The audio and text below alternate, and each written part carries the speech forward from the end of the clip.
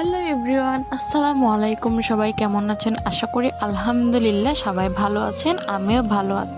আপনাদের মাঝে নিয়ে আসলাম আরেকটি ব্লগটি রান্নার ব্লগ। আপনাদের সাথে কিছু কথা শেয়ার করব রান্না করতে করতে।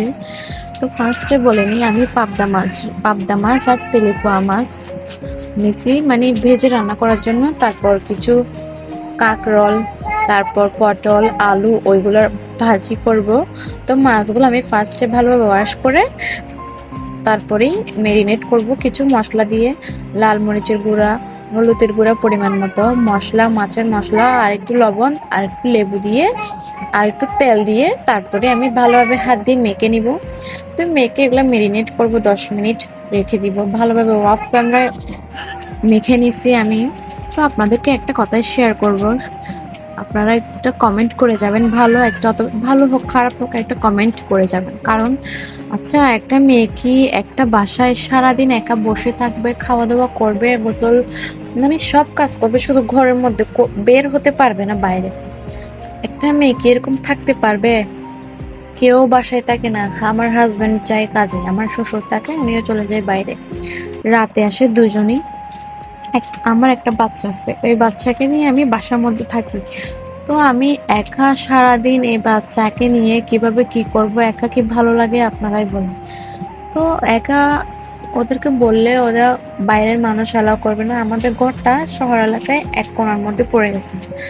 তো আমার বাসায় আশেপাশে মানুষ আছে, ওরা বাইরের মানুষ অ্যালাউ করে না তেমন, তাই জন্য বাসায় কাউকে আসতেও বলতে পারি না, বের হতেও পারি না। কি না কি মনে করে আবার বকা দিলে এই ভয়ে বেরও হয় না।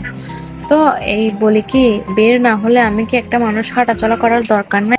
আমি যদি হাঁটাচলা না করি আমি তো অসুস্থ হয়ে যাব, তাই না? তো ওরা এটাই বুঝে না। ওদেরকে কি করে বললে বুঝবে, আল্লাহ ছাড়া আর কেউ জানে। বাইরের মানুষ অ্যালাউ করবে না, আমার ফ্যামিলি থেকে কোনো মানুষ অ্যালাউ করবে না। তো ওরা কি যে করতে চাই বুঝতেছি না।